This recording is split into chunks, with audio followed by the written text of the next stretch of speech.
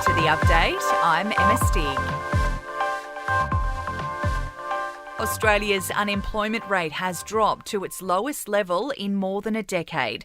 The jobless rate coming in at 4% for February, down 0.2% from the previous month. Prime Minister Scott Morrison says a whopping 77,000 jobs have been created. There are around 325,000 more jobs now than there were before the pandemic. Ukraine has accused Russia of bombing a theatre that was sheltering more than 1,000 civilians in the city of Mariupol. It comes as US President Joe Biden brands Vladimir Putin a war criminal and pledges $1 billion in new weapons to help fight Russia's invading army.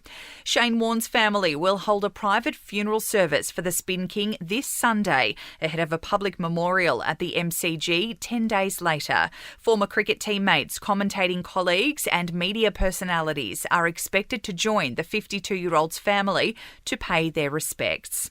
Former Essendon player Andrew Lovett will spend the next 8 months behind bars for domestic violence. The 39-year-old's attacks included spitting, hitting, kicking and choking his ex-partner and pouring beer over her.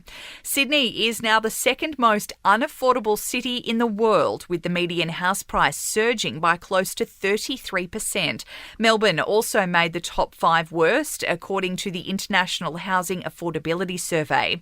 And criminal activity related to terrorism financing will be investigated as part of an inquiry into Sydney's Star Casino.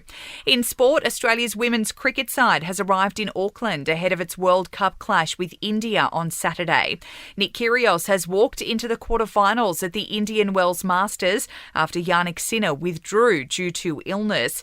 And a funeral for cricketing legend Rod Marsh has been held in Adelaide following his death from a heart attack earlier this month.